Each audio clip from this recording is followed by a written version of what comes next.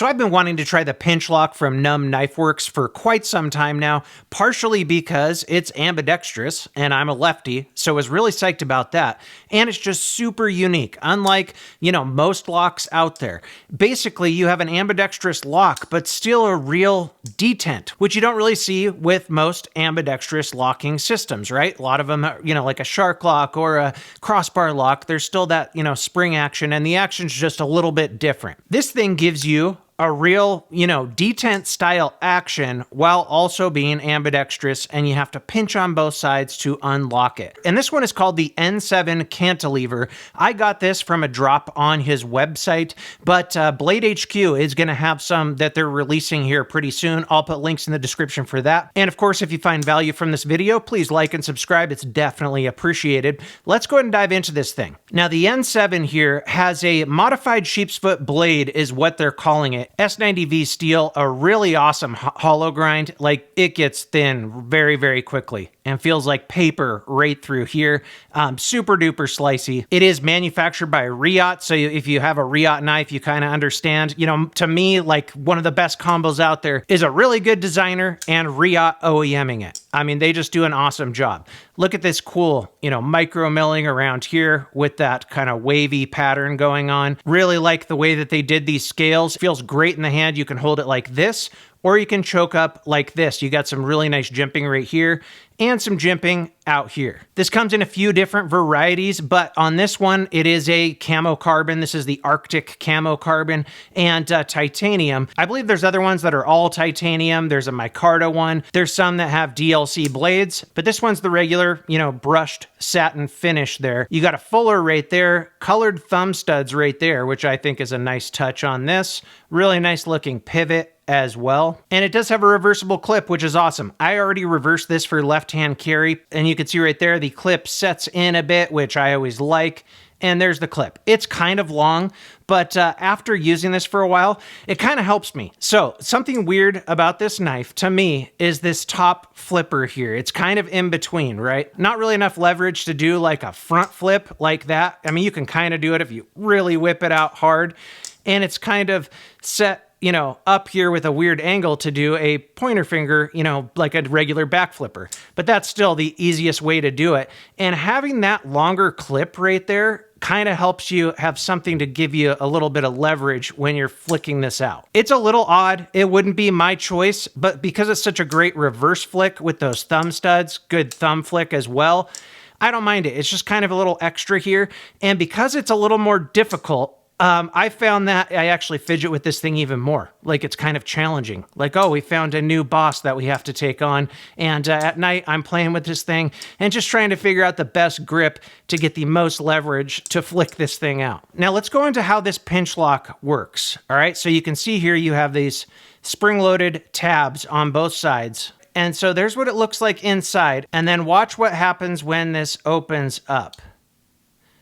You got that tab right there that just went up against the part of the blade, and then another one on this side that went down against a part of the blade, and it kind of wedges itself right on this piece right here. So see how you got some angle right there and angle up, and each tab sits on that from both ends. So I know it's kind of hard on camera. Let me see if I can get even farther in here. You could see those tabs engage up. Maybe from that angle, you can kind of see that tab that's engaged up, and see how I'm pressing on it and it lowers that tab down. And so you got those two tabs there that wedge against this part of the blade right here. Okay, now I think that it makes it very strong. It feels really good. You also have a detent ball on each one of those tabs. And so when you're not pressing this in to kind of move that detent ball away, it gives you some friction here on the open and close.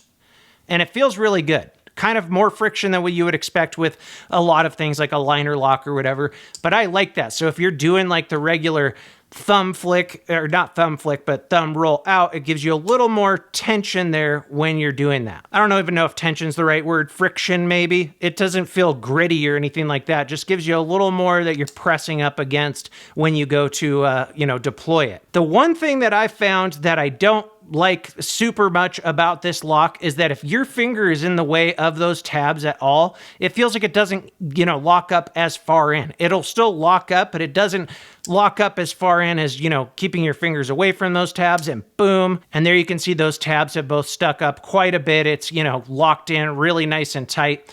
If I have my finger there on accident, then on one side, it doesn't lock up as far. You might not be able to tell, but if you were to use this, you would be able to tell.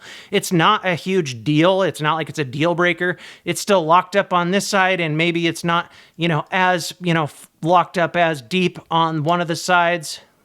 But just something worth pointing out. And I've found that when you're doing the flipper tab here, your finger wants to sit right there, and it can kind of get in the way of that tab pushing out as far as it wants to.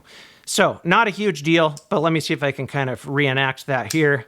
So I just did that, and you can see like this tab went down farther than this tab here went up, if that makes sense. You know, not really sure that that's a big deal. It's not like this is really a hard use knife that needs to have the best lockup possible. So even when you do that, still feels super duper sturdy. There's no blade play back and forth, but just something I've noticed that, you know, my OCD kind of bothers me on. It's probably just as strong as a liner lock and a lot of locks out there. Definitely stronger than a plunge lock in my opinion. And it feels really good to deploy. And then you got that detent down here. So let's say you want it to just drop shut on you. You flick out, and if you hold these tabs down, then it drops shut. Right? If you flick out, you just quickly unlock it, then you got some friction as it goes to close. Love the action though. I've just been fidgeting with this thing a ton, and it makes a nice ting because of that hollow grind there. Let me see if I can do it in the mic. Yeah, I know you heard that. Yeah.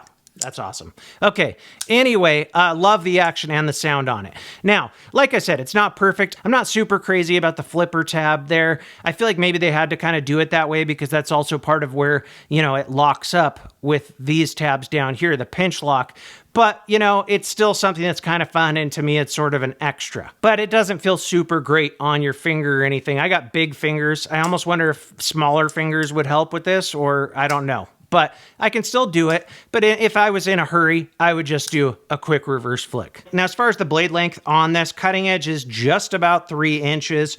Overall length about 3 3/8 or so on the blade. Overall length of the knife is about 7.5, so it's a good EDC size. Blade stock thickness is about 117 thousandths, but then, you know, like I said, gets super thin. You know, very, very quickly. Thickness on the scales, you're close to a 1/2 inch, 483 thousandths. The weight, 3.4 ounces, just about perfect for a knife like this. I'm assuming the all titanium one's probably a little bit heavier, not sure what the micarta one would be. You can see they are all serialized as well. On that side, it says S90V, and I love S90V. I do want to know or see more HRC tests when it comes to RIAT manufactured stuff. There's not a lot out there, so that's one thing I definitely would like to get more info on, but I think RIAT is one of the best OEMs in China when it comes to fit and finish. I would say them and Kunwu are probably the top dogs right now.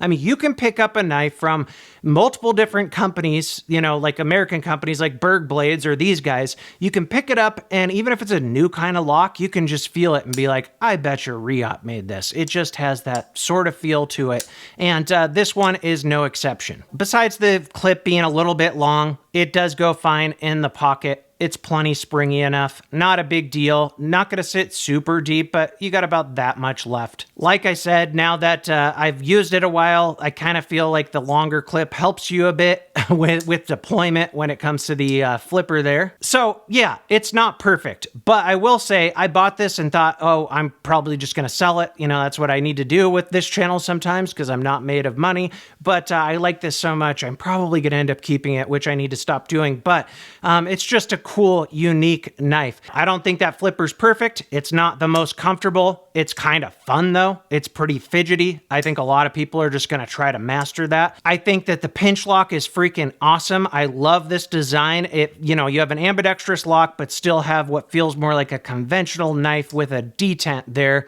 But like I said, the one thing is that if you have your fingers somewhere close to that, those tabs right on both sides that you pinch, it can potentially not lock up as deep as it wants to. So just keep that in mind. Like, you know, I just did it right there. You can see this tab went down farther than this tab went up. I don't think that that's a huge deal in day-to-day use, but it's just something worth mentioning that I noticed. Then if you don't have your finger over that, it's a lot more even there. But definitely one I'm going to be using, and it's going in my pocket, and it's going to be a great EDC knife, and I love this colorway. It just looks freaking awesome. So I think that's it, guys. Really appreciate you tuning in. If you enjoyed this video, check out one of my others. That about wraps it up. Until next time, thanks for watching.